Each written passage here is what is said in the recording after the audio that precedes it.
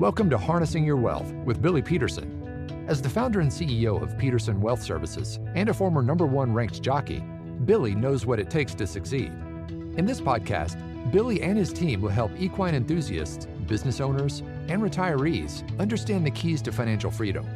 Saddle up and get ready for a ride you won't soon forget on how you can harness your wealth. Hello, folks.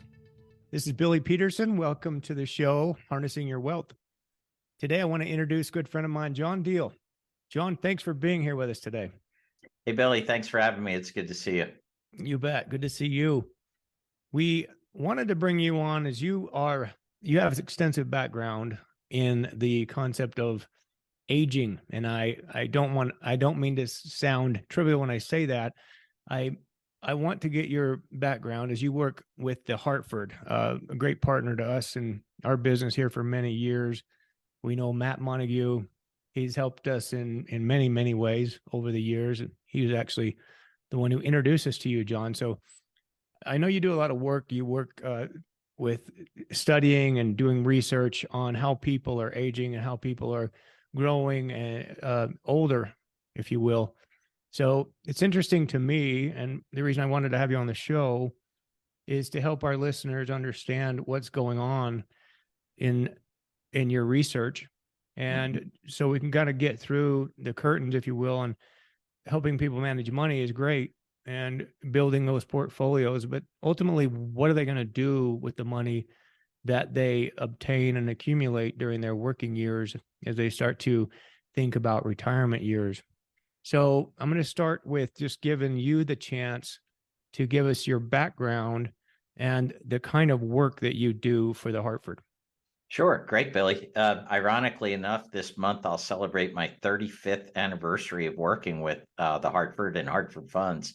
It's been an interesting career, but the past 20 years, as you mentioned, I've really focused my career in kind of studying aging and longevity, and helped by studying not just aging in the United States, but around the world, and also not just as it applies to financial services, but through some of our research relationships. One of the most important relationships that I've managed for now the past 20 years is the relationship with the AgeLab at the Massachusetts Institute of Technology. So my career, Billy, actually started in financial planning. I've been a certified financial planner for probably close to 25, 27 years. Can't even remember now, but in 2003, our CEO asked me to take over the responsibility of running our research in aging and longevity with the MIT AgeLab. The Hartford already had a relationship with MIT under the auto insurance side of things. That the Hartford is the auto insurer of AARP. And back in 1999, we were very concerned about accident rates in older drivers. And we began the relationship with MIT looking at car technologies, like maybe some of those that you experience today, like lane departure warning systems, reverse monitoring systems, smart braking, and the like. Many of those technologies have really aided the aging driver and helped to minimize accidents. Well, in 2002, 2003, we decided to take that. We still do the auto research work, but now a kind of a new vein of research, as you mentioned, on kind of looking beyond the financial side of retirement and thinking about what does it mean to live another 20, 25, 30, 35 years in retirement, because average life expectancies today in the United States, imagine this, Billy, if I have two people, both age 65, husband and wife, there's now a 50-50 chance that one of the two will at least live to age 92, right?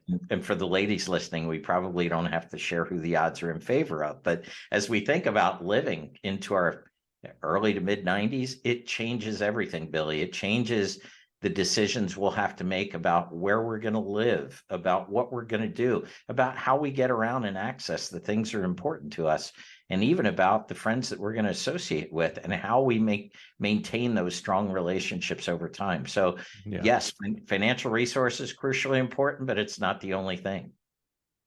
Well, it's so important. And we engage with so many people that are going into that next chapter of their life. And I'm referring there to retirement. And it seems that it's such an unknown for most people. Obviously, they've never done it before. They can hear, they can talk to colleagues, they can talk to friends and associates and read everything that they can get their hands on.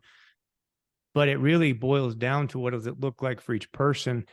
And I do think there's so much that goes into those emotional decisions about who you become. Does your identity become lost? How does your health, how is that impacted by maybe who you become in retirement if you don't have a purpose? And I grew up on a farm, and I may have told you some of these stories, but it seems that farmers and ranchers and folks that live off the land and use their hands a lot, they wake up each and every day with something to do, some purpose to get out of bed and to go out there and deal with the animals, work their land, something like that. So it's really not a huge focus for them. My father's never going to even consider the word retirement. There is no such thing. He keeps doing the same thing. He's 82 years old now. But how does that look for the average person who works at let's just call it a normal job, puts their years in, takes care of their career, builds up their retirement? What are some of the trends now that you're seeing in your work for these retirees? So, Billy, you bring up a really, really good point. And I would argue, and it's my own theory, I think the retirement that most people conceive of was really invented in the 1950s and 1960s, right? It was meant to last about 7 to 10 years. And when I say the retirement most people think of, I think of the retirement of total relaxation and recreation. Hey, not that those aren't good things, but you can't fill 30 years of life with relaxation and recreation. Maybe some could argue you could, but like you just said about your dad, having something to do every day, having a mission and purpose. Billy, I think it's the number one concern of this extended period of longevity. In fact, we were very concerned, even during the pandemic, about the impact of isolation, not just on our kids, but especially on older adults as well. There was an epidemic in the United States prior to COVID-19, and it was primarily populated or centered in the male population. It was the epidemic of boredom, loneliness, isolation, and depression. And you may say, well, why men? Well, ladies aren't off the hook. But if you think about men between the ages of 25 and 65 years old, it excludes spouse or significant other. A majority of their socialization comes at work. It's where our friends are. We serve clients there. We developed self-esteem, both internally and respect externally. And then as the story goes, sometime in our late 50s to mid 60s, we're supposed to hang that up and totally change our routine, do something different. Why? Well, because that seems to be the age that everybody does it. And we leave behind all of those things that have really had a major impact on who we are as a person. And so what we find is that, and you may ask, well, why not so much with ladies? Well, women, despite the increasing role and importance in the workforce, largely often retain the title of chief operating officer of the household. Women, by about 2 to 1, are the ones taking the lead in planning social activities, dinners out with friends, family gatherings, holiday celebrations. And what MIT tells us is that women can more readily reform social networks outside of that primary place of employment than men do. And so one of the important lessons, Billy, is that, sometimes you hear people retire and they say, I can't wait. You know what I'm going to do? I'm going to golf 7 days a week for the rest of my life. And maybe for a year or two, they do. And then what you'll hear them say is, I golfed with the same group of guys for 2 years. We go out and play. We'd wind up, in the snack hall there watching Oprah for a couple. I was going to end it all. I can't take it anymore. It's bored out of my skull. And so, thinking about what we'll be doing next, I think is always important. Developing new interests, learning new things. I think it was Henry Ford that says anyone who stops learning is old, whether you're 20 or 80. And anyone who keeps learning keeps the mind young. And the greatest thing in life is to keep the mind young. And I think that learning new things is really important. Keep learning. I totally agree with that statement. Now, since you mentioned the pandemic, I hate to go into that. Some people cringe when they hear that now because we kind of get past it and we want to be past it. Most people don't want to think about that again. Right. However, I'm one of these that likes to analyze and likes to look at facts, look at data, determine if decisions that were made were healthy, were effective, were helpful, so to speak. So, in some of the studies that I do, and me a little bit background, that my wife and I are are pretty big advocates of wellness, mind-body wellness, and just understanding how the body operates, how the mind is so critical in every aspect of your physical well-being. And I think that's often overlooked. Matter of fact, I think it's probably almost exclusively overlooked in how many doctors are trained to take care of their patients in this day and age. And medical schools, insurance companies, pharmaceutical companies, I lump them all together because it's turned into, in my mind, a profit center.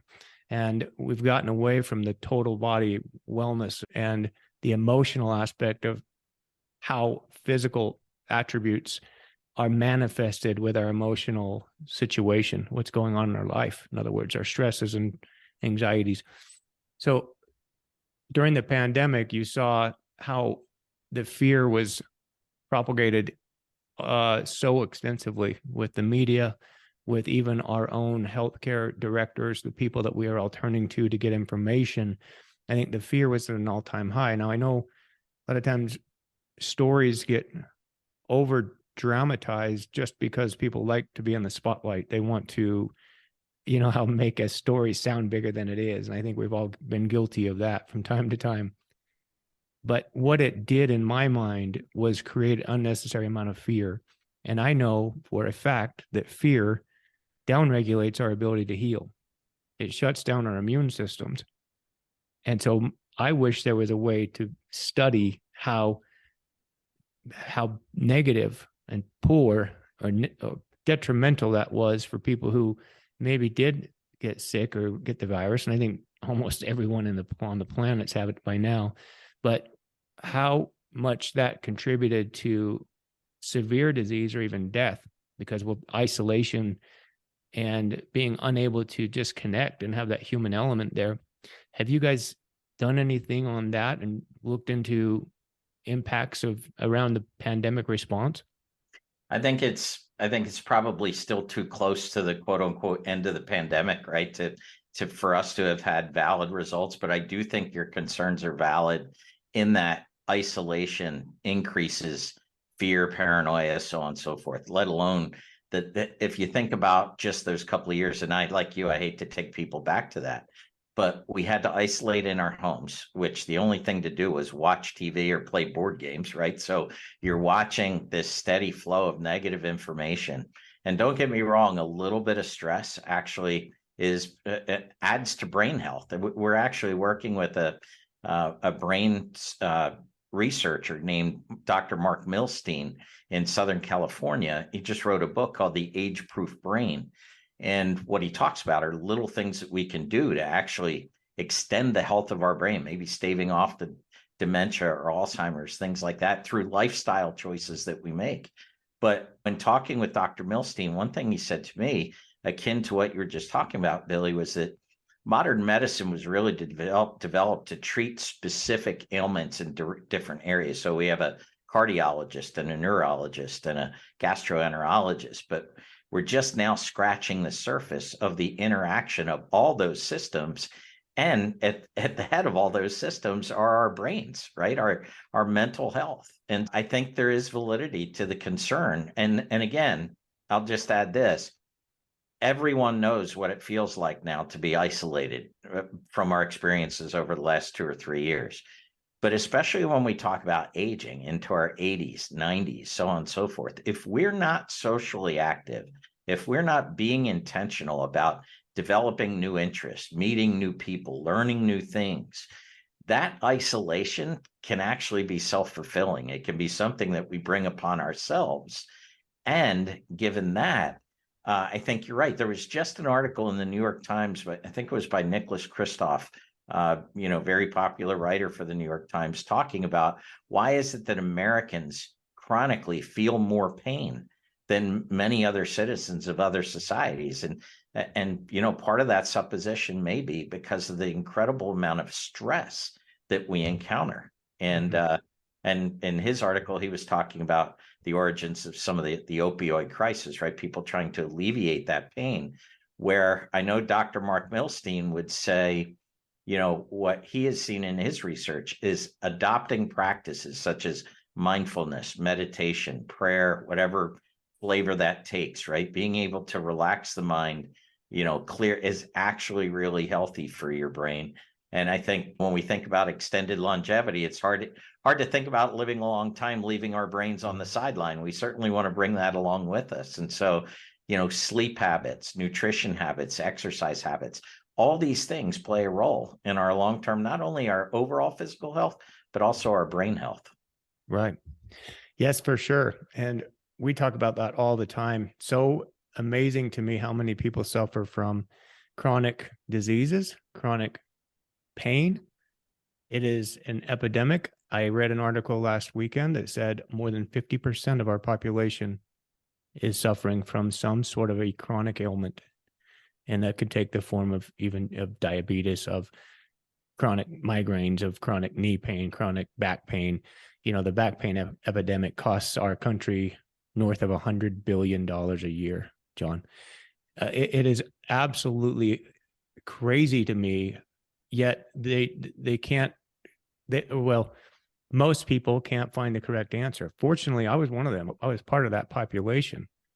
And I found my way out of that, not by some drug or some surgery. And believe me, that's what I was prescribed on a number of occasions. Every time I went to another specialist, it wasn't about what was going on in my life. It was about, what have you tried? What medications are you on? Have you tried this? Well, we should probably operate. It was always into that. And you start to step back and think, who benefits from this? Is this really to help me? Or is this just to keep me coming back for more and more Band-Aids and keep me coming back for more? My life would be completely, I would be under their umbrella, so to speak. I couldn't get out of it. And once you find out that you can recover, your body can recover, and you start learning about mind body. This is, fortunately for me, there are a few doctors out there that I was able to read books and hear some of their stories and listen to all these people that have recovered. So that's where I kind of veered off into the whole mind body awareness. And it does lead me to the question about longevity, because if we're going to live a long life, we certainly want to live it free of pain and free of disease if we can. And, those factors are going to be present if we can't find a way through that fog. I think people need to learn more about this whole concept. Tell us a little bit more about, you have a term that you use there called social portfolio, and why that's so important today. I want you to share with our listeners what that really means. And as we go along, we continue to tie back into how people can be more aware of what's going on with their health. Absolutely. So a social portfolio, everyone knows, Billy, what an investment portfolio is all about, right? We know it's diversified assets that are, hopefully, if we invest in them, they'll over time provide a return that we'll be able to enjoy over time. Well, in the same way, we posit that we should look at our social portfolio. What is a social portfolio? It's really taking a look at the relationships in our lives. Right. And this goes all the way back to the time of Aristotle. Aristotle said we had three basic kinds of friends. He said we had friends who are virtuous friends. They're our close friends, the friends that make you a better person just by hanging out with them. And many of us might have one or two or three really, really close friends. He said outside of that, you might have fun friends, right? Maybe there's 5 or 6 people. These are the ones that, you just settle into your recliner on a Friday night and the phone rings and they say, hey, what are you up to tonight? Why don't we go here, do this, do that, right? They stretch us. They give us new experiences. And then there are utilitarian friends. And these are kind of interesting.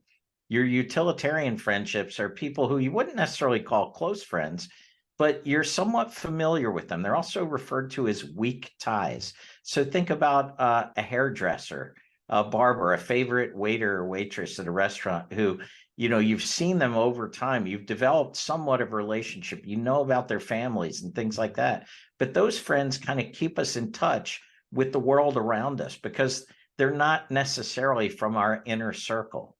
And MIT would add one more group of friends. They would call your friends that are under development, your developing relationships.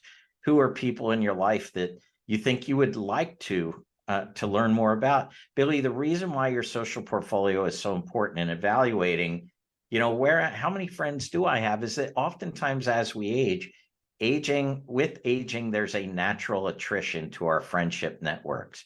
as we get older, friends move away, friends pass away.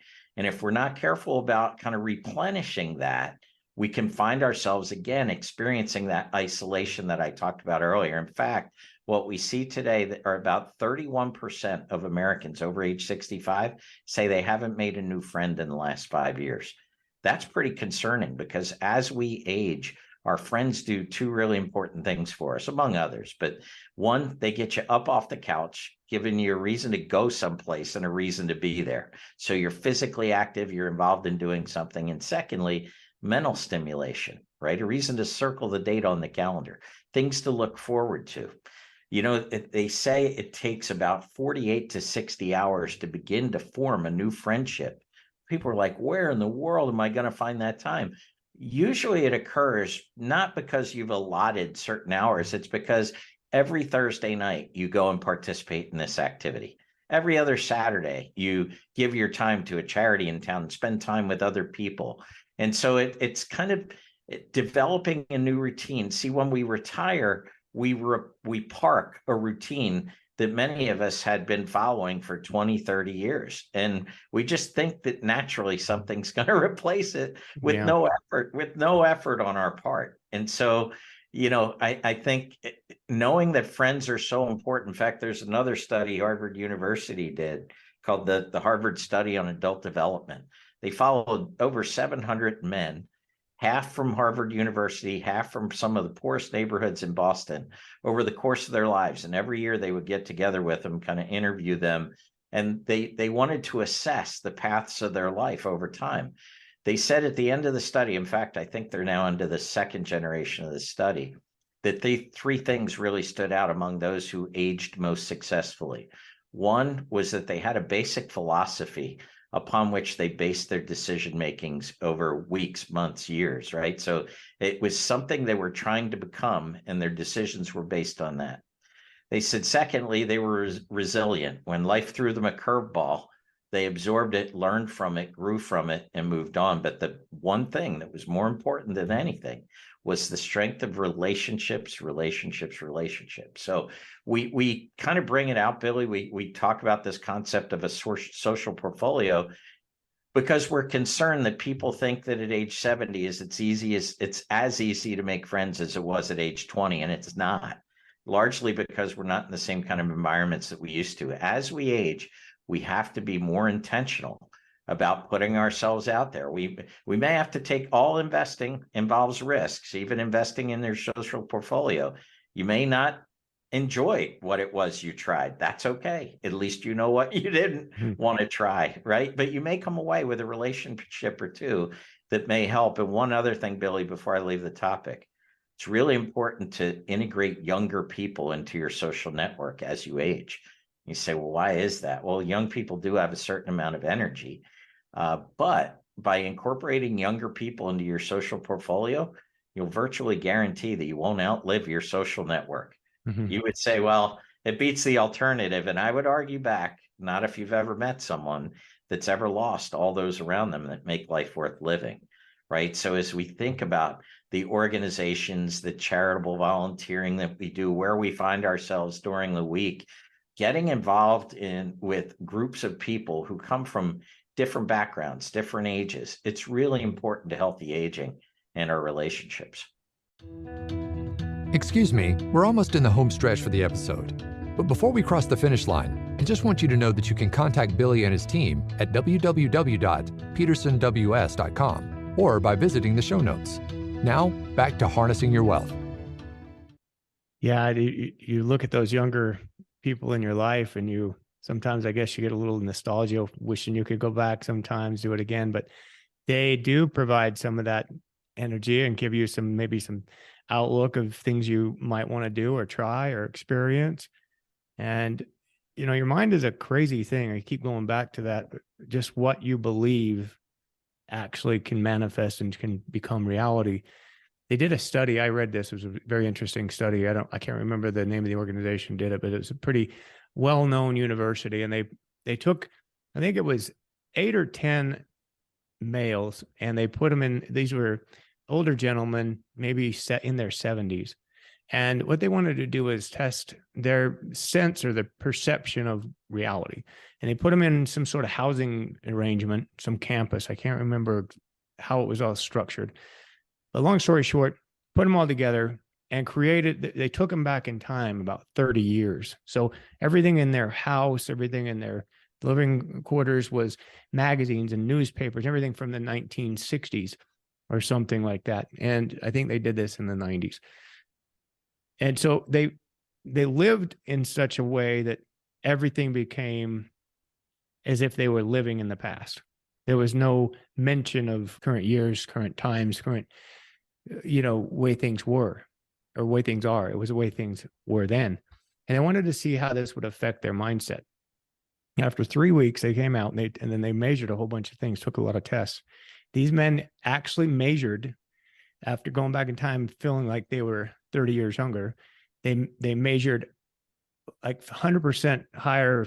It wasn't 100, but it was about 50 or more percent higher in their aptitude tests, so mental tests, and then also crazy physical tests. They were all taller. Now, how does that happen? They grew in height, and Wow. and many lost weight in that period of time. So it's kind of weird to me how things can play out, but it's no weirder than thinking about just placebo effect.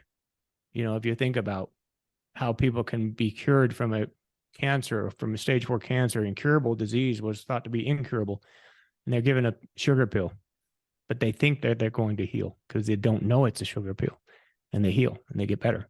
So the mind, to me, is something that we don't even have a clue of how powerful it really is, and what can happen if we just set the mind in the right direction. Yeah, and I would say even Dr. Milstein says that the age that we think we are actually impacts our overall health, right? So if we think we're younger, we feel pretty good about ourselves. It really has a dramatic effect on your overall health. So I think, again, we've just begun to scratch the surface of research into the real impact the brain has over all aspects of aging. But again, meeting new people and learning new things. What he would say is, which is again all actively engaging our brains, is that, look, nothing wrong with crossword puzzles. I love crossword puzzles myself, but he says, look, it's not just about crossword puzzles, right? If you just do this crossword puzzles every day, what do you get really good at? Doing crossword puzzles, right? But how about mixing it up a little bit? He would say, yeah, if you picked up a new instrument, say you always wanted to learn how to play the guitar, rather than trying to play one song until you play it perfectly, you should try to play new songs, right? It's learning those new things that create new neural pathways in the brain that actually help keep the brain plump and healthy. And when we mix that in as one of the things that can really aid us in terms of brain health over time. Another one's real simple, again, based that if our mind is so important, the health of our brain is so important. When we talk about exercise, sometimes when I talk to people about exercise, especially as they're getting older, they're like, I am not going to go to the gym twice a day, 7 days a week. Okay. One of the most impactful things you can do for your brain is go for a 30-minute walk outside in the fresh air each day. Just a 30-minute walk has incredible benefits, right? Mm-hmm. Because while we're walking, our brain is receiving all kinds of signals from our brain. We may be remembering things or thinking back to things, kind of meditating, if you will, as we walk. And if nothing else, as Dr. Milstein says, from an evolutionary standpoint, your brain was always involved in walking because you have to remember the way to get home. If you didn't, you wouldn't propagate the species and away we'd go. So there's lots of things to think about, but small things we can change that can have a big impact. And so many things that become habit, just become a subconscious controlled thing. Sometimes we drive home. I don't know how I got home. I just got home.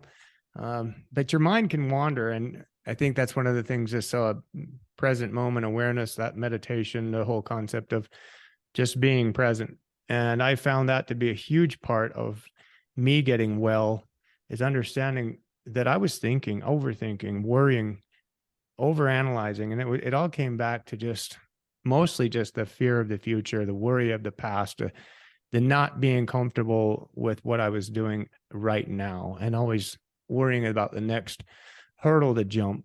And am I good enough? And do people care about me? And am I respected? Am I valued? Do I matter in this world? And all those things, they sometimes come from your childhood. There's a really good book called The Deepest Well, written by Nadine Burke Harris, I believe. She's lives in California, and she was one of the medical directors out there in the state of California, but she wrote a really good book, has a heck of a lot of good information just about the traumas that children face, and she calls them adverse childhood experiences. So they're referred to as ACEs. And you may have heard about this, but they do a study on children and their future health issues based on the number of ACEs that they deal with. ACEs could be things like your parents were divorced, you were raised in an abusive home, one of your parents was incarcerated, you dealt with physical abuse, you dealt with sexual abuse, you dealt with drugs in the family, et cetera, et cetera. So there's about 12 or 15 of these adverse categories. And the more ACEs you have, the direct impact it boils down to your future health. They said that if you had 4 or more ACEs, you are 70% more likely to be incarcerated as an adult. You're 70 or 80% more likely to develop a chronic disease, such as heart disease, diabetes, or one of these autoimmune diseases that are so common.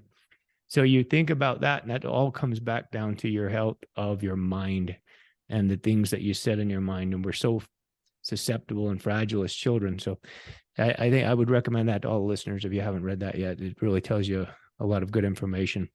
And John, as we move along into the closing stages of the podcast, what are your couple of big recommendations for retirees as they move forward, and how to maintain that sense of well-being and that sense of happiness and purpose in their life? Yeah, I think first of all, it has a lot to do with your sense of how you contribute or help other people. I don't know about you, Billy, but every time I kind of feel down a little bit, it's like if I get an opportunity to serve or volunteer or help someone else, kind of picks you up out of that. So I think finding a mission and purpose, number one, recognizing that that's something got to be cognizant of. What is the reason we have to get up in the morning? And I mean, beyond just enjoying that day's events, but what are we about? Having that centering philosophy, I think, is really important. Secondly, acknowledging the fact that retirement probably is going to look a lot different than it did for parents and grandparents, just by the fact of we are living longer and we tend to live better. So there are going to be questions that we have to answer about where are we going to live? Is the home that I live in going to be able to accommodate me to later ages? These are not questions that have to be solved overnight, but so many people want to stick their head in the sand and say it'll never happen to me. For instance, when we talk about the home that you live in, the average American will move about 12 times during their lifetime, and the majority of those moves occur after age 50. We need to be cognizant of that this might happen, because when it happens, then it's not a blindsiding event that makes us want to just withdraw. It's something that said, well, yeah, we kind of thought about this. We've seen it coming. These are the kind of things that we need to think about. And more than anything, it's really what we talked about, the power of relationships, and always making sure to put ourselves in a position where we're growing our social network, where we're meeting new people, learning new things. I think that learning component, Billy, whether I'm learning a new skill, learning a new hobby, or maybe even learning something about the spouse or significant other that I've been with for years, it's just learning new things about people, about things, about places. It keeps us in the game. It really does. So those are just a couple of things that I always say that, my favorite philosopher is Yogi Berra, and he famously said, the future ain't what it used to be. We would wholeheartedly agree, right? For those reasons, we need to keep thinking about lifestyle, and we need to keep thinking about we're aging differently than people that we've seen. You mentioned it at the beginning of the podcast. Very few of us have mentors that can tell us exactly what our retirement is going to look like. And so we've got to be open to new ideas. And folks, I always point to people like Billy. Financial advisors oftentimes have great contacts with people who have kind of navigated these questions and these challenges in the past. So I'll leave you this one thought. This is a long answer to wrap it up, Billy, but I'll give you one more analogy. Oftentimes I'll say to folks, when you're thinking about your retirement, so on and so forth, forget about that for a second. Imagine you were putting together a jigsaw puzzle. If you're putting together a jigsaw puzzle, what do you think the most important first steps would be? And people generally will say, well, you got to find the corners, you got to find the straight edges. Well, those are really important steps, but they're not the most important first step. You have to take a look at the picture on the box, right? Now, some people say, if you look at the picture on the box, that's cheating. I say, if you don't look at the picture on the box, that's insane, right? So a lot of times we want to evaluate the pieces, especially the financial pieces that we've collected, but they don't mean anything unless we can take a pause, take a step back, and try to clarify what the picture on our box looks like. And you don't have to do it for a 20-year period. You could say, over the next 5 years, right? What is my story about? Who are the people? Where does it take place? What do I really want to accomplish? Because then the pieces you can begin to evaluate the pieces you have and to see whether they're the ones that best fit into position to bring that image off your box. So, thinking about taking the time, it's not something that many of us do because we're so involved with the day-to-day activities. We don't pause, take a step back and ask ourselves, well, what am I really about? And what is most important to me over the next couple of years? Because that, I think, is really important to our sense of overall well-being and happiness, being content and being able to achieve those things that are most important to us. Those are some really, really good thoughts. Got me thinking just a little bit. And I just wanted to add a couple of thoughts here too myself. Yeah. Feel free to join in if you think of anything else. But the thing I'm thinking is people who have this tendency to want to see more and more. So they get addicted to a value, for example, in a portfolio, and they don't ever learn to live. They don't ever learn to enjoy what they've accumulated. And so it's more or less the numbers. It becomes the addiction of how much money can I possibly accumulate before I die? And I find that sad. I find that disheartening in a way, because what I do and what I enjoy doing is helping people build wealth so they can enjoy it, so that it can be part of something that they will appreciate. I don't care if they give it away. If they can't find a reason to spend it on themselves or spend it on other people, that's fine. But what I don't enjoy doing is seeing people accumulate, build, and then pass away, and then someone else gets to decide where it goes.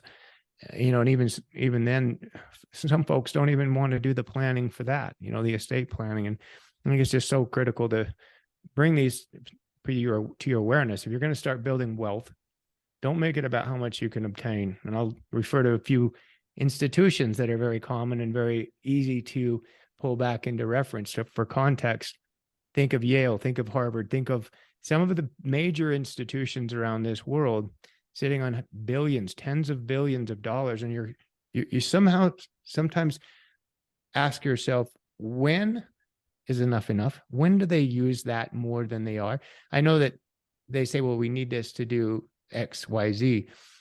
But, think about how much they've grown in their endowments over the years. Just look at the 10-year chart of the value of those portfolios, and they're distributing far less than what they're growing. And again, I'm going back to the thought of where is this intended to go? What's the point? And I know you can get into some conceptual issues about, well, we need it for these reasons. But I want people to just open their eyes, take the blinkers off, and understand. Don't get addicted to numbers. There's a point, there's a purpose, there's a need. I serve on several nonprofits, and I'm always asking the question, what are we doing this for? And I try to bring that up to the other directors, because again, it comes so many times back to the amount of money that we have. It's like, it's our money. No, it's not. What are we supposed to be doing with this money? Let's benefit the folks that need it. Let's put it out there. We've done the job that built it. Well, we need an endowment. I think that becomes a big fancy word. And so the other thing is just making sure that when you're building this wealth, you're thinking about your social, your emotional health, your lifestyle, what do you want to do? And that's where it comes back to the retirement planning, right, John? It's exactly right. It's what's the image on your box? And it usually, as somebody said, no one's going to ask on your deathbed how well you managed the S&P 500 over the years, right? They're going to, what were you able to accomplish? What do you stand for? What do you want to be remembered for?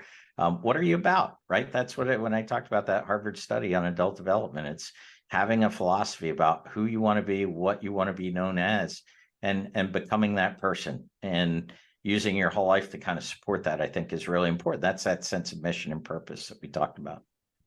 Fantastic. Thanks so much for your comments today, John. I really appreciate your information. Working with the Hartford, I know you guys do a lot of digging for research and helping people understand and explore what life is going to be like. So that's going to help our listeners. I know they're going to appreciate your time. So for those of you out there who listened, appreciate you joining us today. Stay tuned. We're going to have another great show lined up for you in a couple weeks from now. So take care out there, guys. Holler at us if you have any comments or questions. Thank you for listening to Harnessing Your Wealth with Billy Peterson. Before we declare the race official, please click the follow button so you can be notified when new episodes become available. For more information about today's show, please check out the show notes. Visit our website at www.petersonws.com or give us a call at 801-475-4002. Once again, thank you for listening. The information covered and posted represents the views and opinions of the guest and does not necessarily represent the views or opinions of Peterson Wealth Services. The content has been made available for informational and educational purposes only. The content is not intended to be a substitute for professional investing advice. Always seek the advice of your financial advisor or other qualified financial service provider with any questions you may have regarding your investment planning.